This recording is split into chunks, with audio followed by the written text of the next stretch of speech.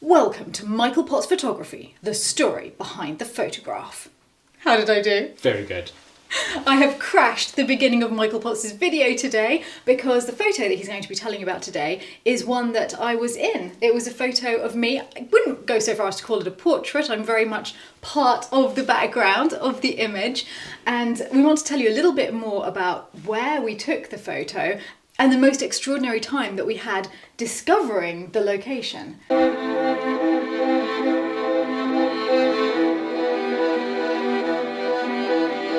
So this was taken in 2018 on the Greek island of Rhodes. And one day we decided to go for a drive into the countryside, didn't really have a plan on where we were going, and we came across this abandoned village. And in the middle of it, there was this building. And it was so beautiful. It drew us straight away. We were only supposed to be driving through this village. And the moment we saw the most just spectacular building with this mottled paintwork in a state of disrepair, we just pulled over to go and have a closer look.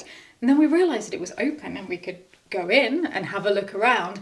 And in every room that we came to were just sort of gasps of amazement. And I don't know if you have this, but whenever I see an abandoned building, I can't help but just imagine what it would be like to restore it, to live there. You find yourself imagining a whole other life.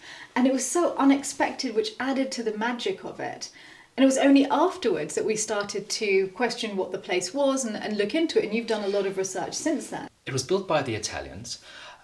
After World War I, Rhodes became an Italian possession.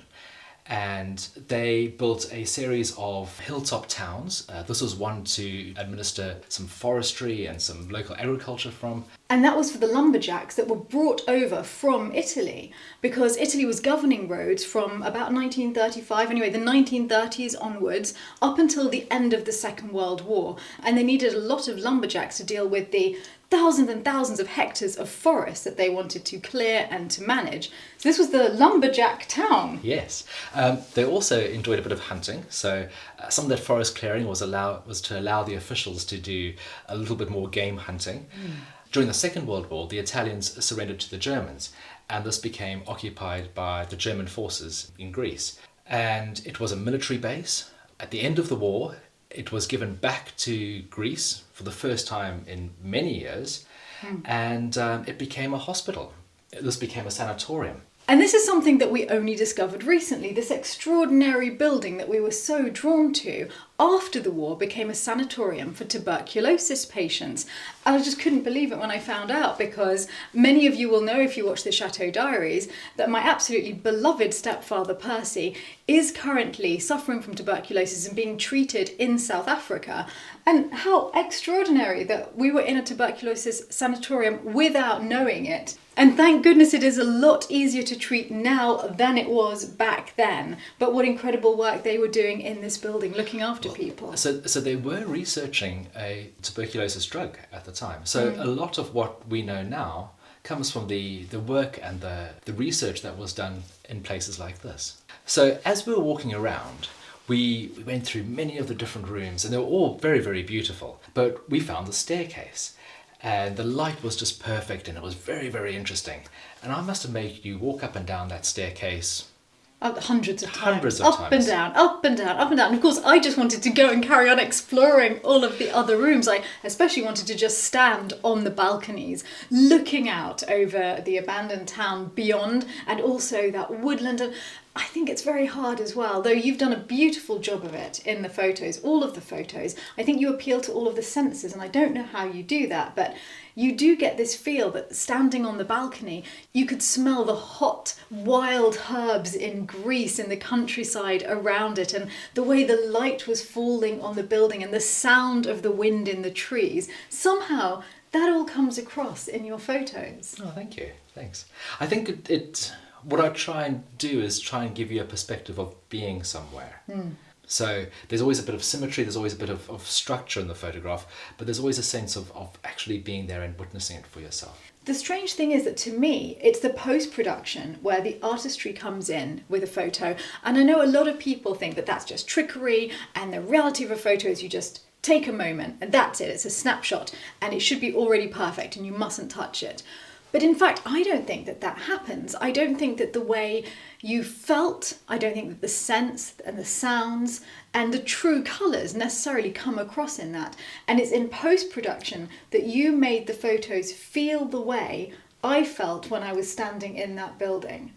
That's a true artist. I'm glad you've mentioned that, because let me show you how I put it together. Ooh, we're going to go behind the veil and see how it's done. Exactly.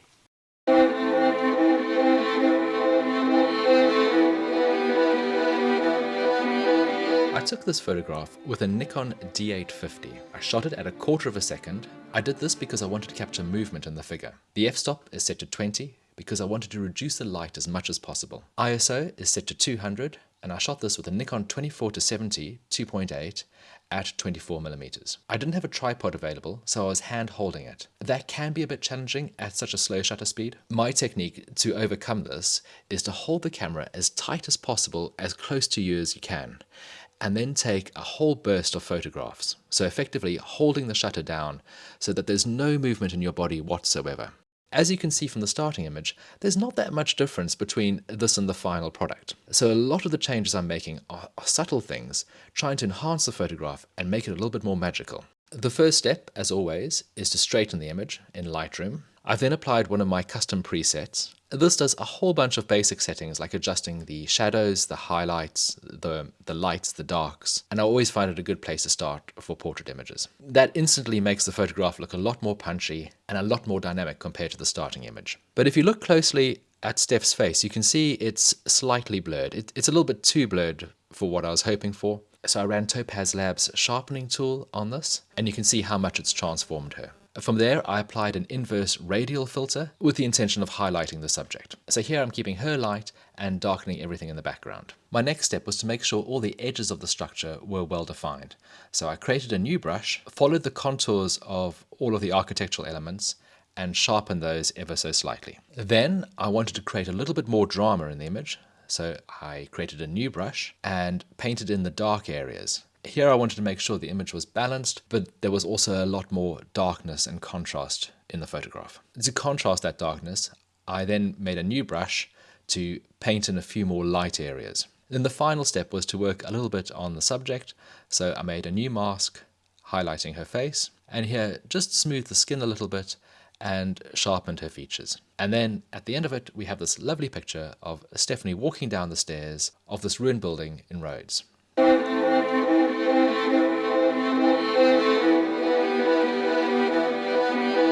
There you have it.